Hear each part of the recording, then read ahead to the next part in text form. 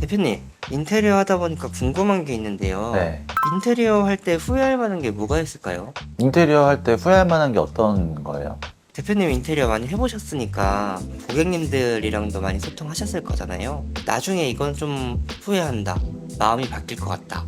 이런 것들이 뭐가 있는지 궁금해요. 인테리어는 아무래도 좀 많은 비용과 시간 그리고 수고가 들어가는 만큼 신중하게 고민하시려고 하시는 분들이 많습니다. 보통 실패하고 싶지 않은 분야이기도 하죠. 오늘은 그러면 제가 인테리어 하면은 좀 후회할 만한 그리고 좀 선택하지 않았으면 좋겠는 것들을 좀 설명해 드릴까요? 너무 좋아요. 오늘 이제 제가 말씀드리는 게 뭐 무조건은 없어요. 절대 하지 말라는 건 아니지만 저도 이제 인테리어를 제가 한 10년 정도 하다 보니까 예전에는 정말 많은 유행하는 것들도 했었었고 그때는 괜찮았지만 시간이 지났을 때 제가 뭐 AS나 이런 것들도 많이 가니까 고객님들께서 이런 건 좀 불편했다라는 것들을 조금 말씀드려 볼게요. 첫 번째는 이제 저희도 많이 했지만 주방과 거실을 치환하는 거예요. 보통 저희가 이제 주방과 거실을 치환하는 공사를 많이 했었었는데 사실 제가 처음 이제 주방 거실을 치환했을 때도 명확한 이유가 있었습니다. 처음 이제 상담 오시자마자 주방과 거실을 치환하겠다 이렇게 계획 갖고 오신 분들이 좀 있는데요. 저는 그런 분들한테 주방과 거실을 치환했을 때 장점과 단점을 명확하게 좀 설명을 드리는 편이에요. 실질적으로 설비적인 부분에는 문제가 없어요. 근데 저는 그냥 집이라는 공간에 있어서 주방과 거실을 바꾸는 거가 어떤 의미가 있는지에 대한 말씀드리는 거예요. 보통 이제 주방과 거실을 바꾼다는 거는 이제 선택지가 생긴 거죠. 일반적으로 구축 아파트나 주방 구조가 굉장히 안 좋은 아파트들이 많기 때문에 그런 구조에서 내가 좀 넓은 주방을 갖고 싶다 아니면 대면 주방을 하고 싶다 이런 어떤 니즈를 충족시키지 못할 때 가장 넓은 공간인 거실을 주방으로 바꾸는 선택을 하게 되는데요. 사실 인테리어를 하는 거에 있어서 그리고 또 레이아웃을 바꾸는 거에 있어서 가장 큰 미덕은 집을 넓어 보이게 만들어주는 거잖아요. 그런 부분에 있어서 주방과 거실을 바꾸는 게 생각보다 집이 조금 답답해 보이는 경향이 있어요. 그럼에도 불구하고 제가 주방과 거실을 바꿀 때는 몇 가지 명확한 기준이 있는데요. 첫 번째는 내가 넓은 집에서 좁은 집으로 이사를 올 때 사람들은 넓은 곳에 있다가 좁은 곳으로 가는 거에 있어서 상실감을 느끼게 돼요. 특히 내가 갖고 있는 가전제품들이나 아니면 내가 원래 생활했던 것들을 이 집에 이사를 가게 되면 못한다? 이런 것들이 굉장히 불편하게 되는 거죠. 그렇기 때문에 이사를 가는 거에 대한 기대감이 많이 사라지게 돼요. 제가 이제 예전에 공사했던 집 같은 경우는 70평대 타워플레이스 사시다가 실거주 기간을 채우기 위해서 재건축이 이제 앞둔 아파트여서 내가 여기 최소한 10년 정도는 살아야 되는 그런 어떤 집이 있었는데요. 그런 경우에는 기존의 70평대 넓은 주방에서 사용하던 가전제품이라든지 아니면 그릇, 그 다음에 또 내가 주방에서 많이 생활을 했기 때문에 그런 것들을 누리고 싶은데 누릴 수가 없는 상황이었어요. 그런 고객님들한테는 주방과 거실을 바꾸는 게 정말 좋은 선택지가 될 수 있는 거죠. 아니면 두 번째는 내가 원래 이사를 계획을 하려고 했는데 상황이 여의치 않아서 살던 집에서 인테리어를 하고 여기서 또 오래 살아야 되는 경우, 그 집 같은 경우는 주방이 전형적으로 주머니형 주방이었는데 또 다 내력벽으로 돼 있어서 철거해가지고 어떻게 하든지 넓은 주방을 만들 수 없는 집이었어요. 그 집에서 고객님은 이미 10년 정도를 사셨기 때문에 또 이 집에서 인테리어를 하고 10년을 더 사셔야 되는, 어쩌면 이제 평생을 사셔야 되는 집이었어요. 그 고객님께서는 이사를 가서 나는 꼭 넓은 주방을 만들고 대면 주방을 만들 거야 라는 꿈을 가지고 계셨다가 이제 여러 가지 상황 때문에 그렇게 못 하시는 경우였죠. 그 집은 제가 주방과 거실을 바꿔드렸어요. 이런 식으로 주방과 거실을 바꾸는 게 선택지 중에 하나가 돼야 되지, 그게 그렇게 되면 무조건 좋아진다? 이건 아니라고 생각해요. 그렇기 때문에 저는 지금 고객님들이 오셨을 때 주방과 거실을 치환하는 거에 대해서는 설명을 드리고 그런 것까지 다 괜찮을 때 주방과 거실 바꾸는 걸 권해드리는 편입니다. 저는 제가 먼저 주방과 거실 바꾸시죠 라는 말을 잘 안 하는 편이고요. 보통 제가 한 프로젝트를 보시게 되면은 주방과 거실을 바꾸기보다는 주방과 방을 바꾸는 경우가 더 많아요. 거실은 유지하고 주방을 조금 더 넓은 공간으로 옮겨줄 수 있는 그런 레이아웃 변경을 많이 하거든요. 우리 집에 있는 넓은 공간이 유지되기 때문에 좀 더 좋은 레이아웃으로 바뀔 수가 있는 거죠. 그런 게 아니라 그냥 1대1로 주방과 거실을 바꾼다? 그러면은 그 좁았던 주방이 거실이 되는 거잖아요. 그런 부분들은 조금 드라마틱하지 않을 수 있다라는 거죠.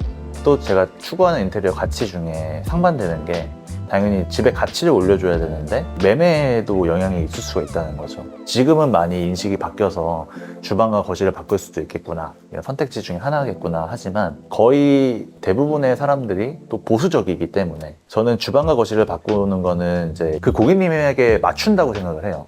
개인적인 집이 돼버리는 거죠. 그랬을 때 당연히 선호하는 분보다 선호하지 않은 분이 더 많을 테고 그런 부분이 매매에 좀 연결되지 않을까라는 생각을 합니다. 그런 부분에 있어서 개인적으로는 첫 번째로 권해드리지 않는 게 주방과 거실을 치환하는 겁니다.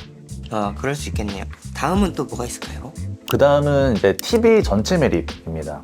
이것도 마찬가지로 제가 추구하는 인테리어 가치에 좀 상반되는 내용이어서 그런데요. 실질적으로 요즘은 저희는 반매립을 많이 하는 편이에요. 왜냐면 보통 사람이 그 TV를 뭐 80인치 샀다가 75인치로 줄이거나 이러진 않거든요. 그러니까 그 고객님께서 사시는 동안에는 상관이 없는데 매매를 할 때 내가 처음에 85인치를 샀는데 그 이사하는 사람이 그 85인치를 무조건 갖고 있다라고 생각할 수 없는 거잖아요. 그러면 또 그 TV열 부분을 다시 공사를 해야 되는 그런 것들이 제가 생각하는 가치에는 맞지 않다라고 생각을 해요. 물론 이것도 마찬가지로 매매를 고려하지 않고 나는 이 집에 굉장히 오래 살 거야. 내가 매매 때문에 이런 것까지 고려하고 싶진 않아. 그런 부분들한테는 이제 TV 완전 매립을 또 그분들이 원하면 제가 해드리긴 하지만 처음부터 제가 제안드리진 않습니다. 그런 것도 있고 또 하나는 뭐냐면 TV 완전 매립은 이 벽과 TV 라인이 완전히 맞아야 이쁘거든요. 근데 한번 열고 넣고 할 때 인치가 크면 클수록 맞추기가 생각보다 어려워요. 혼자서 맞추기가 어려워요. 저희가 TV 매립을 할 때 보통 이제 이 가제트 팔 같이 나오는 브라켓을 사용하게 되는데 이걸 한번 당기고 나서 그 다음에 안에 있는 선을 정리하고 뭐 이제 원덩을 연결하고 다시 넣을 때 벽 라인에 깔끔하게 맞추기가 어려워요. 근데 저는 그게 굳이 그렇게 할 거면 완전 매립을 해야 되나? 반매립 정도만 해도 깔끔하게 쓸 수가 있는데 뭐 그런 생각을 많이 하죠. 그래서 완전 매립보다는 반매립을 조금 선호하는 편입니다. 그 다음은 이거는 또 인테리어 하시는 분들마다 의견 차이가 많을 수 있을 것 같은데 저는 아무래도 가구 디자인을 전공했기 때문에 인테리어 업체에서 제작하는 맞춤 가구를 좀 선호하지 않아요. 붙박이장이나 싱크대 이런 말씀을 드리는 게 아니라 사람이 직접 사용하는 가구, 예를 들어서 책상이라든지 아니면 식탁, 그리고 의자, 데이베드, 실질적으로 인테리어 디자이너가 절대 가구 디자이너보다 공장에서 만들어내는 가구의 하드웨어나 굴곡이나 인체공학적인 그런 부분들을 이길 수 없다고 생각해요. 당연히 가격도 마찬가지고요. 가구를 전문적으로 하시는 분들, 그 다음에 이제 가구 브랜드들은 정말 많은 그 연구와 그 다음에 실험들을 하게 되거든요. 사람의 신체 조건이라든지 마감, 그리고 하드웨어에 따라서 굉장히 불편하고 편하고가 차이가 많이 나거든요. 그리고 내구도가 얼마나 더 오래 가냐 이런 것도 차이가 많이 나고 그렇기 때문에 저는 보통 가구 같은 경우는 제품을 추천드리는 편이에요. 또 하나는 뭐냐면 인테리어에서 그 가구를 만들게 되면 예를 들어 데이베드를 만들게 되면 그 이사 들어온 사람은 그 데이베드가 필요 없을 확률이 높잖아요. 그러면 그걸 뜯어내면 뭐 마루도 안 깔렸을 거고 뭐 벽지도 안 돼 있을 거니까 다시 그걸 마감을 해야 되는데 인테리어를 또 해야 된다는 거죠. 그 금액이 만만치가 않아요. 만드는 금액이. 그러면 그 금액 대비 사실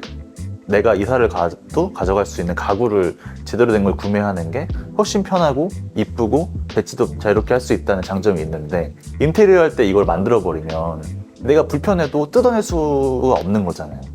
그런 부분들이 조금 좀 불편하다고 생각합니다. 오해하시면 안 되는 게 붙박이장이나 이런 싱크대를 말하는 게 아니라 사람이 가장 많이 사용하는 의자, 데이베드 이런 것들을 인테리어 업체에서 제작하는 게 별로 좋다고 생각하지 않습니다. 그래서 추천드리지는 않은 편이에요. 와, 진짜 그렇겠네요. 외국 가구 회사들 보면 100년 넘는 회사들도 많잖아요. 그렇죠. 사실 그걸 헤리티지라고 하는데 해외의 오래된 브랜드 같은 경우도 어떻게 그 헤리티지가 유지되는 거냐면 예를 들어 소파 하나만 디자인하더라도 소파가 100년 된 소파가 있어요. 그 소파를 100년 동안 만든 브랜드가 있는 거죠. 그러면은 거기에 얼마나 많은 컴플레인이 있었을까요? 내가 이거 20년 사용해 보니까 이 부품이 자주 망가져서 고체를 해야 되더라. 그러면 이 부품을 20년 사용해도 괜찮게 어떤 걸로 바꾸면 좋을까? 요즘은 사람들이 키가 커지고 그 다음에 덩치가 커지면서 이 각도는 이제 안 되더라. 조금 더 눕히거나 돌려야겠다. 이런 것들이 계속 디자인이 유지가 되면서도 하드웨어들이 개발되고 이 조금씩 이 발전을 거듭한 거기 때문에 비용이 높은 것이고 그 다음에 만족도가 높은 거예요. 평생을 가구에 갈아 넣는 사람들이 만든 가구 브랜드잖아요. 그런 것들을 사용해 주는 게 훨씬 더 좋지 않을까 라는 생각을 합니다. 그러면 프리스탠딩 욕조 같은 건 어떤가요?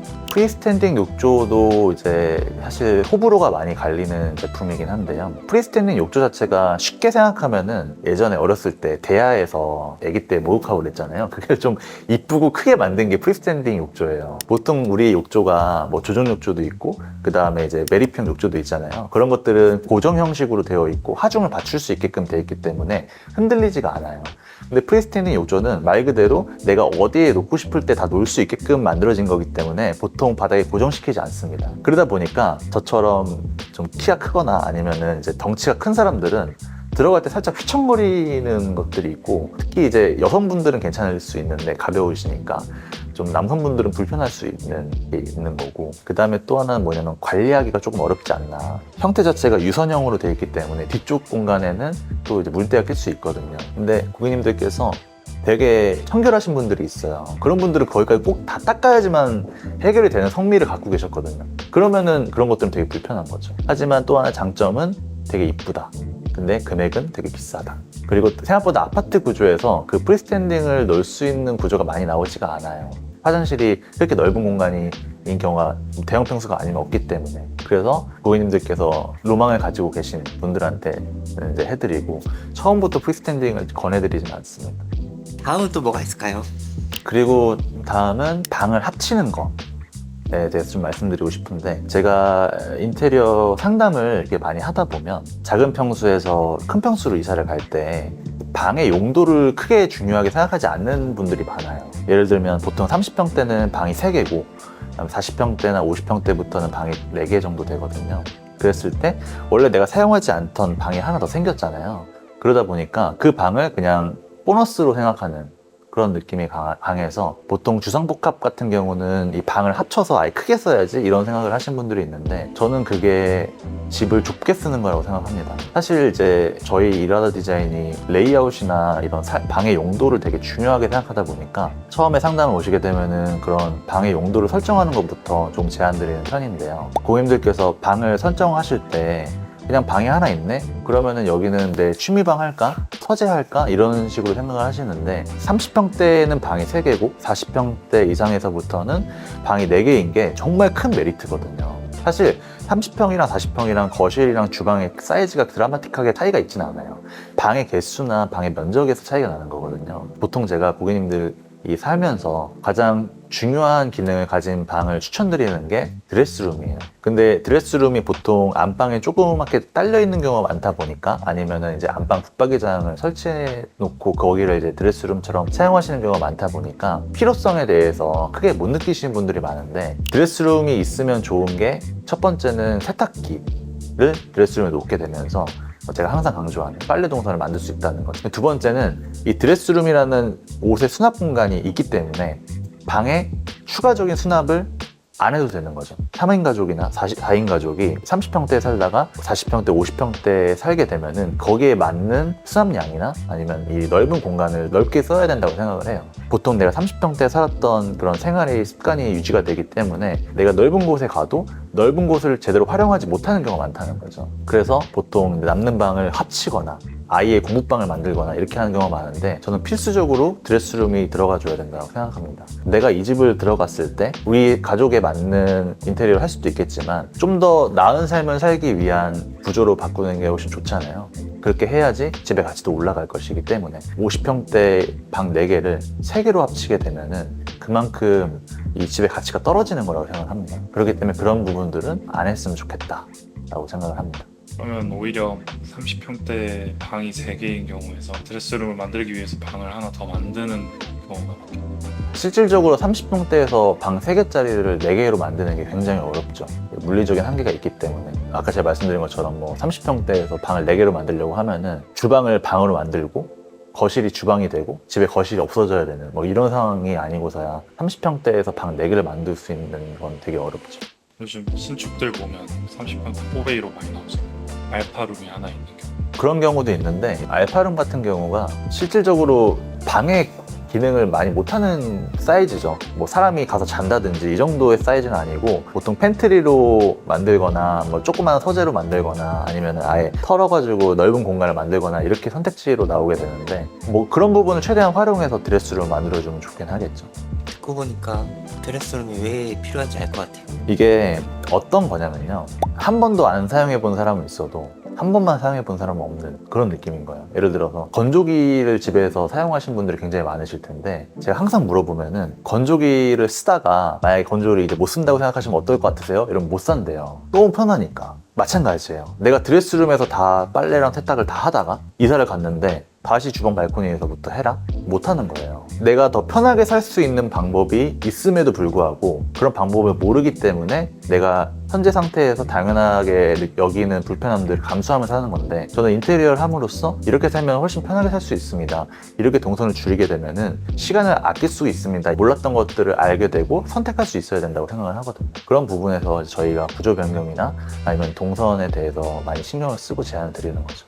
그러니까 인테리어 디자인 업체에다가 내가 인테리어 한다면 단순히 집을 이쁘고 아름답게 꾸며주는 것 뿐만 아니라 주거 공간에서 이런 식으로 살 수 있구나라는 우리 가족에 맞는 생활 방식을 제안받을 수 있는 것도 굉장히 큰 효과라고 생각을 합니다. 오늘 제가 이렇게 말씀드린 부분들은 100% 무조건 하지 말아라 이렇게 말씀드리는 게 아니라 인테리어를 함에 있어서 정말 여러 가지 선택지들이 있고 주거 공간 같은 경우는 내가 하나를 선택하면 하나를 포기해야 되는 경우가 굉장히 많아요. 그래서 그런 부분에서 첫 번째로 고려해야 될 부분이 아니라 이런 부분들도 있으니까 나에게 맞는 상황에 맞춰서 선택하시면 좋을 것 같은 부분들을 설명드렸습니다. 혹시 여러분들께서 궁금한 대화 주제가 있거나 질문이 있으시다면 편하게 댓글로 남겨주시면 저희가 질문들을 좀 모아서 그 질문에 답변하는 컨텐츠도 한번 기획하고 있으니까 댓글을 많이 달아주시면 감사드리겠습니다. 그럼 다음엔 더 좋은 영상으로 찾아뵙도록 하겠습니다. 감사합니다.